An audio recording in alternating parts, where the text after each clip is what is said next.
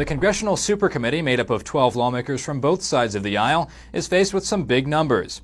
A $1.2 trillion deficit to reduce, billions of dollars of defense and domestic spending on the line, and now, Politico reports, more than 200 lobbyists fighting for an audience with the committee's members. It's a stunning ratio of lobbyists to lawmakers, but makes sense when you consider the high stakes faced by interests ranging from the healthcare industry to Native American tribes.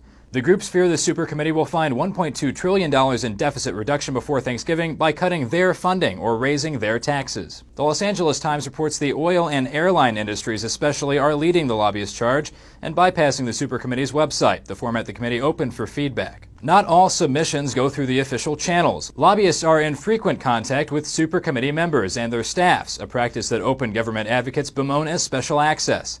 The American Petroleum Institute, which is fighting Democratic-led efforts to close a tax loophole for oil companies, prefers personal contact and declined to submit a formal recommendation to the committee. Despite the swarm of lobbyists surrounding Supercommittee members, Bloomberg analysts say it's difficult to tell how much sway those lobbyists hold. There are over 200 different companies in there lobbying, trying to get a voice in these conversations. Yep.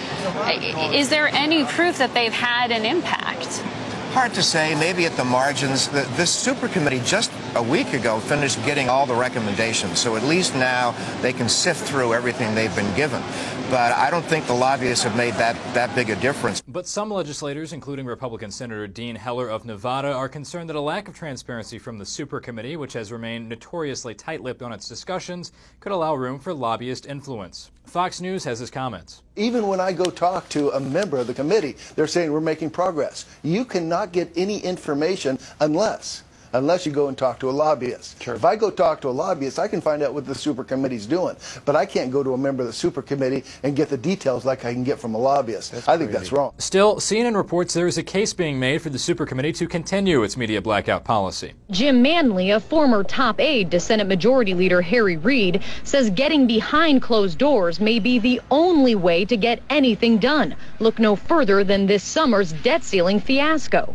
Aides immediately ran out and gave a blow-by-blow description almost in real time to reporters. I don't think that was helpful for the process. Behind closed doors or not, Politico reports that if the Supercommittee fails to reach common ground on a proposal by November 23rd, the debt ceiling bill reached this summer will trigger heavy-handed 9% cuts in both defense and domestic spending.